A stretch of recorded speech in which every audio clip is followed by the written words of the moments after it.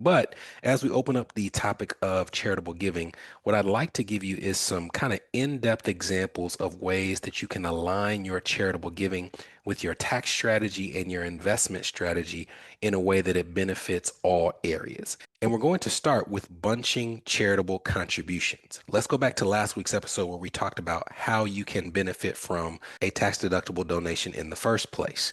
In years prior to 2026, including this year, the only people who would benefit from a charitable contribution in terms of taxes are people who itemize their deductions. So you couldn't take the standard deduction. You had to total up all of the things like your property taxes and mortgage interest and all of that.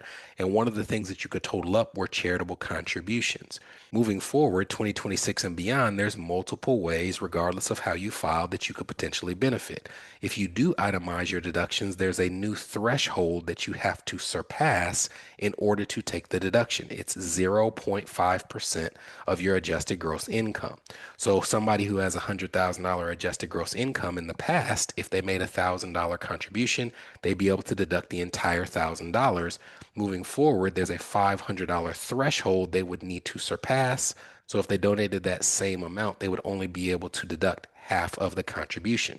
Conversely, for people who file for the standard deduction, there is the new ability to deduct up to $2,000 worth of charitable contributions, even when taking the standard deduction that previously did not exist.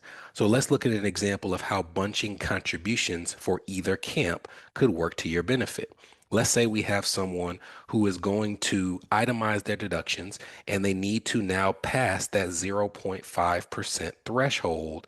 This is something that they do every year to give to their favorite charity, and they've always gotten that deduction. But because of their income and this new threshold in 2026 and beyond, that would mean that they don't get to deduct a single dollar of that contribution. So instead, let's say that they decided to bunch their contributions and combine the amount that they were going to give in 2026, for example, with the amount they were going to give in 2027.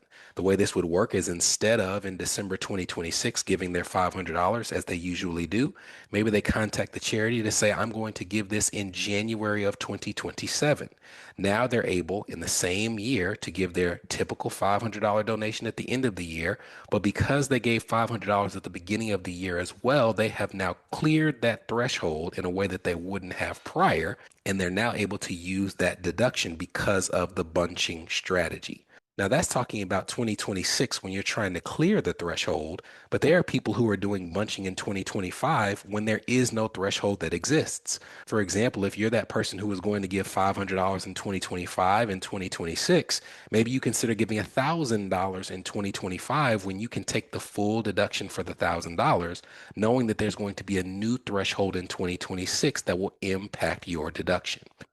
Next up is donating appreciated property. And property could be several forms of property. It could be stocks and bonds, mutual funds, exchange traded funds. And the example that we're going to use is we're going to assume that you bought 10 shares of stock that was worth $1,000 when you purchased it. And it's gone up 50% in value. So your initial $10,000 investment has grown to $15,000. That is an appreciated stock.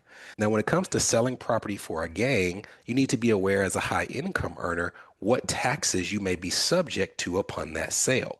So in our example, if you sold the entire $15,000 worth of stock, 10,000 of it was the return of your basis, the return of your original contribution, but $5,000 of that sale was gain. It was the appreciation of that investment.